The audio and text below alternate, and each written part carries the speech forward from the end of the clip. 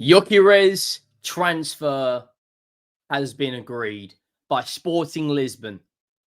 This genuinely changes absolutely everything with regards to Arsenal. Make sure you drop a like if you're enjoying the content. The road to 20k is well and truly on with just the 18,000 subscribers. But yet still, 92% of everyone who watched yesterday's video was not subscribed. So what are you waiting for? Get that subscribe button hit. Get that like button hit. Get the notification bell on so you know every time I drop a video. I've got a video dropping in Liverpool tomorrow, 10 a.m. So make sure you check that out. Victor Gyokeres transfer has been agreed. There's an article come out from the Football London saying that if the money is on the table, they will not stand in the way of Victor Gyokeres. Of course, Arsenal and Chelsea have been heavily linked. Chelsea at the moment, it doesn't really seem to be too much interest regarding Victor Gyokeres. They've also got Victor Osimhen they're looking at, and they're already 180 million euros down once they announced the two players that we got. Here we goes from today. Do Chelsea also have another 84 million pounds, that 100 million release clause?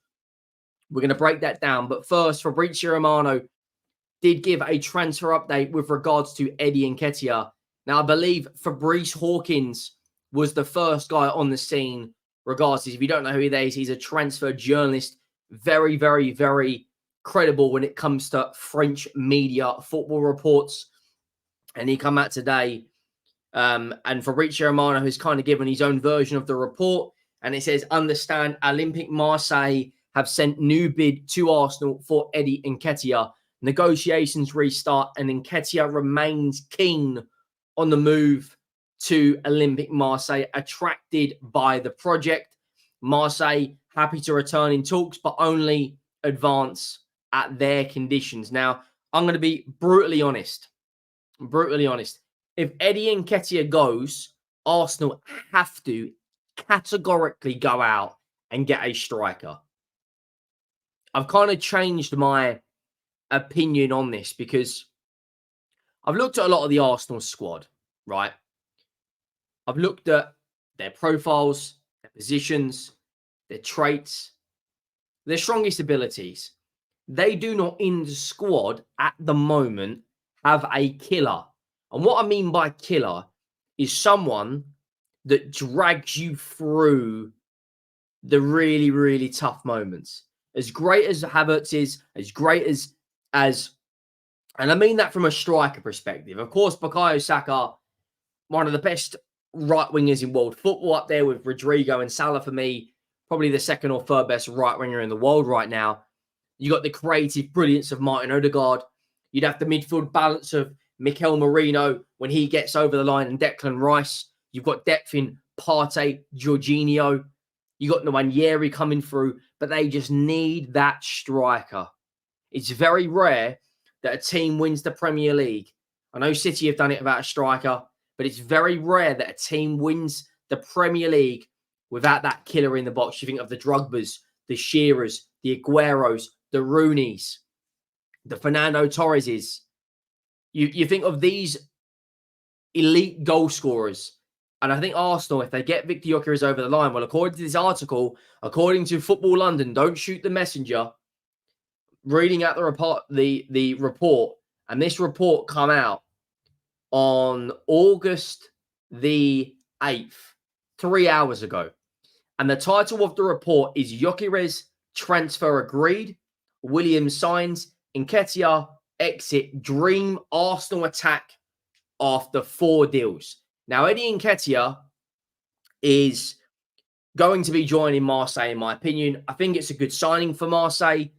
We've seen strikers go over to Ligue 1 before from foreign leagues and do very well. Lacazette went back over to Ligue 1 from Arsenal. You know, the season just gone, had a very successful season. We've seen Jonathan David go over from Belgium to Ligue 1. Very good goal output for Lille, carried them to a league title. And this is going to sound mad, by the way. And look, it's going to sound mad. Eddie Nketiah in Ligue 1, in my opinion, gets 16 to 18 league goals. Now, you're going to be thinking, are you mad? Eddie Nketiah. The team he's going to be playing in Aubameyang at 32, 33, 31, whatever he is, we know there's a difference between Pierre-Emerick Aubameyang and Eddie Nketiah. But Aubameyang in his early 30s went over there and dropped a 20 goal a season in all comps. I genuinely think that Eddie Nketiah, in the system that Marseille play, the fact that, I don't necessarily think PSG are going to be as strong as people make out this year. Luis Enrique, who knows? I think the trophy, the champion, has been delayed due to the Olympics, so we're going to see what PSG are going to be like against Monaco. That will be delayed. They've got pre-season games against, Leipzig and Le Havre, and then before you know it, Ligue 1 is underway. So we're going to see where PSG are going to be at. But Marseille last season, they had a relatively good season. They got to the semi-final of the Conference League, or is it the Europa League? They finished 8th. There's going to be no European football for them. Eddie Nketiah in that system, in my humble opinion, could get 18 league goals. Genuinely, I believe he could. What's going to be interesting is this Gyokeres transfer report. And I know the Arsenal fans have been in the comments, as well as the Liverpool fans in my comments, United fans, and some Spurs fans now. Because we are trying to bring some Spurs content to this channel. I have got a main channel, Henry Wright TV, which is just solely Tottenham. But Victor Gyokeres, if Eddie Nketiah joins Marseille, which is looking likely, that's around 20, 25, 30 million euro, 100% pure profit, goes against their FFP. So then you're thinking Smith Rowe's gone for 28 million pounds. That fee could potentially rise to 35 million if the add-ons are hit. Eddie Nketiah joins Marseille for around 30 million euros. So that's around 50 million pounds of 100% profit goes against their FFP. Then you've got Reece Nelson, who he's linked to a move away to Leicester, loan with an obligation to buy. It kind of puts Arsenal in a very, very, very strong position for the Victor Gyokeres deal. Very, very strong position. Because Arsenal right now, and look, it pains me to say this because I cannot stand them with every ounce of my being a Spurs fan. But if Arsenal get Victor Gyokeres and Merino over the line, unless City pull out a Jamal Musiala, a Lamine Yamal, a Florian Wirtz, unless they pull a rabbit out of the hat, which City have done in the past, let's not forget they haven't with Erling Haaland. If they pull a signing like that out of the bag, that is the only way for me that, stops Arsenal. If Arsenal sign Victor Gyokeres and Merino, while City have only really brought in Savio and prepared to give a lot of the youngsters more game time, and I think it's going to be a standout season for Oscar Bob. I'm a big, big fan of his. Then I think Arsenal win the league. Now, this transfer article from Sam Truelove, who's a content editor from Football London. Now, Football London, when it comes to Arsenal news, normally are bang on, right? And it says, Gyokeres transfer agreed. Williams signs, Nketiah exit. The dream Arsenal attack after 4 deals. There he is. Victor Gyokeres is a transfer target this summer. As you can see, there he is. It says, Arsenal will kick off their 2024 season playing against Wolves. The Gunners welcome Gary O'Neill's side to the Emirates Stadium. It then goes on to say, Lyon travelled to the capital on Sunday to take part in the latest edition of the Emirates Cup, giving Mikel Arteta the perfect chance to give his squad at least one run out before the real competition begins. Off the pitch, Arsenal have been equally as busy. They've got David Raya and Ricardo Calafiori over the line, both signing long-term deals. It then goes, more players could come through the door. The deadline is August 30th. Football London understands Edu and Arteta are keen on signing a forward. And there are constant cries for the club to sign a prolific number 9. With this in mind, Football London has detailed what Arsenal's dream forward line might look like next season. Victor Gyokeres deal agreed. One player who's already been tracked by Arsenal is Victor Gyokeres, the Sporting CP striker. has earned himself a reputation of being a clinical finisher in recent seasons. The 26-year-old scored 43 goals and assisted 15 times in 50 appearances. So what they're alluding to is that is the dream. Then it says, I can't show you this part because it's a flipping advert. I'll read it out to you guys. He's an out-and-out number 9, which is something that Arsenal do not possess currently. Gabriel Jesus and Kai Havertz are fantastic strikers, but do not possess the clinical edge, while Eddie Nketiah could depart this summer and was never going to be first choice under Arteta. Gyokeres has a release clause of £86 million, but Arsenal would want to drive that price down as much as possible, having sold Emil Smith-Rowe to Fulham of a deal worth up to £34 million, and Nketiah linked to a £25 million away. The money to sign Gyokeres may just well be there. Following up on this report, Fabrizio Romano comes out of a transfer update regarding Eddie Nketiah.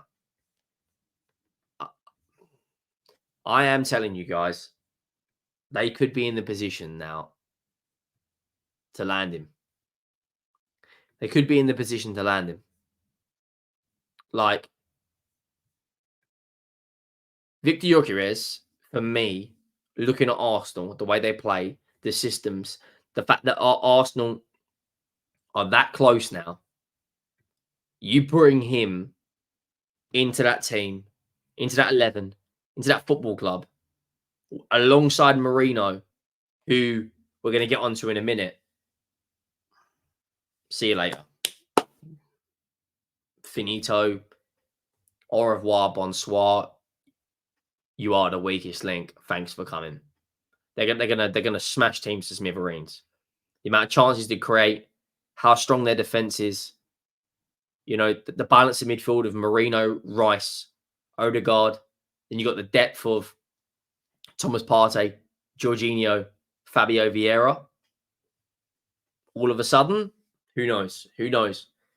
Now, Merino is an interesting one because Liverpool have come out yesterday with a report from, you know, the very, very reliable transfer journalist, David Ornstein, come out of a report saying that Sociedad yesterday, he expects them to go and trigger the release clause of Zubimendi, 60 million euros, which kind of, to a lot of Arsenal fans, threw a spanner in the works due to the fact that surely Real Sociedad are not going to sell both Merino and Zubimendi. Very different players. Martin Zubimendi, for me, one of the best number 6s in Europe. Played that Euro final. Very, very, very, very, very good. Very good on the ball. Press resistant. Ticks every single box for Liverpool. And we've got a video coming out about that tomorrow. But how does this transfer domino affect Merino? Because Arsenal now, you know, Martin Zubimendi's been called up to the Real Sociedad games, whereas Merino hasn't. But I'm pretty sure from what I read from Liverpool ITKs, the fact that Real Sociedad's stance with Liverpool is if you want him, pay the release clause and you can have him. But as far as we're concerned, at the moment, he's still a Sociedad player. And he's very 50-50 about wanting the move to Liverpool because he loves Spain. He loves where he lives. Whereas the Merino situation is slightly different because he has agreed personal terms of Arsenal. He does only have 1 year left on his contract. And Real Sociedad personally probably can afford to lose Merino, but not Zubimendi. They're looking at Solar from PSG as an out-and-out replacement for the likes of I'll get there in the end, for the likes of Zubimendi. Now, Solar, of course, at PSG, 27 years of age, got 3 or 4 years, I think, left on his deal, could probably join Real Sociedad. Of course, he's Spanish, return back to Spain, whereas Zubimendi is a lot harder to replace.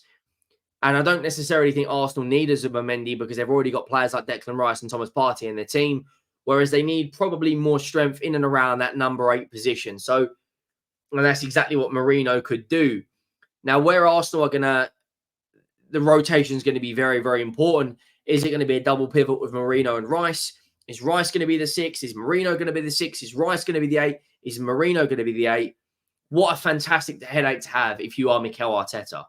And you throw in this chemistry mixture of Merino, Gyokeres, Calafiori, and all of a sudden, that is how you win league titles.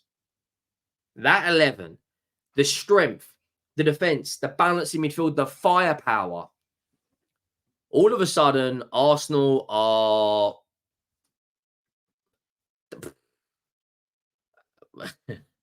very, very, very strong. Very, very strong. I'm going to bring up what I think the Arsenal lineup could look like with these signings, how it could play. Then you've also got the depth of even the defensive options of Timber, Zinchenko, Calafiori, Gabriel, Saliba, Kivior, Tomiyasu. The defensive options are endless. Absolutely endless. And you saw Saliba against Bayer Leverkusen when you saw how strong he was. David Raya's got one of the easiest jobs of a goalkeeper in the Premier League because this guy, there's no pointless pressing him because he's that good. He's that good. And I generally think that this will be the starting 11. But then Arsenal need to kind of get to the mindset of it's not a starting 11 now. It's a squad game. And they are doing their utmost to bring in more players that challenge the first 11. And that, at the end of the day, that's what this is all about. Manchester City, when they buy a player, Man City fans aren't going, oh, but he's not going to start over Haaland. Man City are going, right, okay, it's a squad game. Oscar Bob has been patiently waiting there for 2 years. And we saw this when David Silva was at City. They slowly, gave Foden the time and then bang. And that's what Arsenal need to do with Nwaneri. Looks an incredible talent. Let's not beat around the bush. He looks very, very, very, very good. But he needs to be put into the team slowly. Not just bang, you're up there, go and start. I understand the argument that if you're good enough, then why not? But you got to be some player at the moment to get into this Arsenal side. Now, this for me is what I think the Arsenal team could be first game of the season. Now, what one player I want to talk about who I think is a massive season for is Gabriel Martinelli. I think this will be the Arsenal team, providing they get Gyokeres. These adverts are galore. Providing they get Gyokeres and a few other players over the line. Now, the depth options they've got for Trossard, if they want to rotate and bring in Martinelli, if they want to rotate Bukayo Saka with the likes of Gabriel Jesus. Havertz could quite easily play the advanced 8 role or play the 9 role. Jesus could play the 9 role. It gives Arteta so many options. And that team, for me, wins the Premier League. Unless Man City pull out a Jamal Musiala, a Florian Wirtz, a statement signing is what Manchester City have got to do to stop that potential Arsenal team winning the league. Because for me personally, that team has got everything. You could even move it to, if you wanted to, a double pivot of Declan Rice and Mikel Merino. You could, if you want to, take out Calafiori for Timber or take out Tomiyasu for Ben White. Take out Ben White for Tomiyasu, sorry. The options it gives Arteta is endless headaches. And that's exactly what you want when you're an elite gaffer. But now he's got to show that he's an elite gaffer and go and win Arsenal the title. If not, Man City are going to win a 5th league title in a row. Let me know your thoughts down below on the Gyokeres agreement with Sporting Lisbon, that if the money is there, who knows what's going to happen. Do they go and get a Pedro Neto? Do they go and get someone else who can play out wide? Does Havertz play the advanced 8 role and they bring in someone else? There's so many potential outcomes for Arsenal in the remainder of the 22, 23 days left of this transfer window. Let me know your thoughts down below. Make sure you have liked the video. Yesterday's video hit nearly 2,000 likes, which the support is overwhelming. We started this channel in March, and now we're nearly on we're nearly on 18,000 subscribers. So it's mad. Big up to every single one of you. Enjoy your evenings, enjoy your days. Hit that subscribe button, and I'll see you all soon. Thank you for watching. I am